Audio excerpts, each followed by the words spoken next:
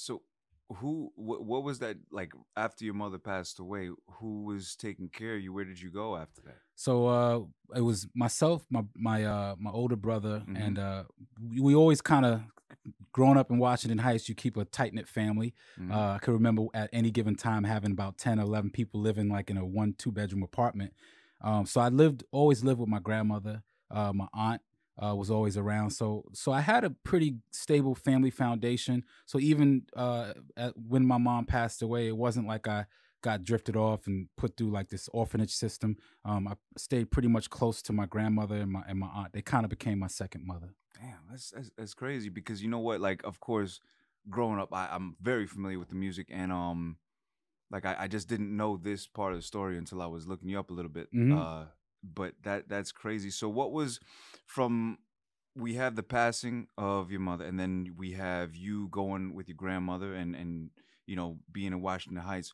What was the journey like from that transition to this is why I'm hot?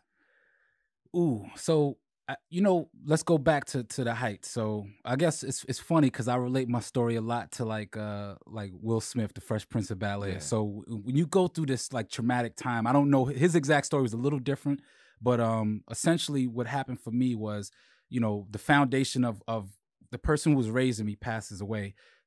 Even though I'm still in the same family structure, you kind of get this mentality where you have to grow up and you Mm-hmm. kind of got to become older at that age. And I then went from because my grandmother who stayed behind to take care of me when I was when the situation happened, she actually bought a home in Florida. So she decided when I'm 13 to stay behind until I was 18 years old for her to kind of be more of a foundation. But the dilemma was my aunt was moving to Long Island. My grandmother was moving had the option of moving to Florida. So me and my brother kind of had to decide: are we going to go to Florida or are we going to stay in New York and stay close to the area? And I remember I would always come out and visit my uncle, my cousin's father, and he had a place in Westbury, New York. Mm. And I loved it because it was suburban land, suburban area. There was grass. It was a lot different from what I was used to growing up. And immediately I kind of like made that decision, like, man, I kind of want to go drift toward the Long Island route, suburban route.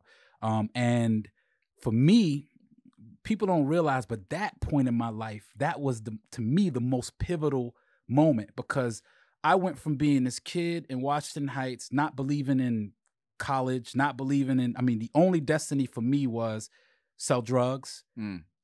The reality, that was it. It was probably going to be either sell drugs or try to figure out life via the streets. But coming into a place like Long Island, what I got to kind of see was people who looked like me, who were blue collar, white collar, who had homes with grass and things of that nature. And um, I then decided at that point that I needed to kind of dive in and see what the world had to offer. There was more than just hanging on a street corner. Yeah. Um, and this is all, like I said, at the age of like, I think I was around 16. I spent 3 more years in Washington Heights. And when I was 16, 17, I ended up moving to Long Island. So that started me with an understanding of trying to create a business. And I remember being in high school and my goal was I never wanted to be a rapper. I wanted to be like the Diddy. I wanted to own the club and have the studio and Yeah. be able to record people and manage them and push them out there. And at that time, you know, you're in high school, so you don't really have many people that are, I want to say not talented, but they're just coming into their talents. So I would guide a lot of people into being rappers by helping them write. Mm-hmm. I would guide a lot of people into understanding the business by trying to figure out how other people structure their business. And before you know it, I kind of had this crew of like kids from the high school that was rocking with me because I brought everyone together.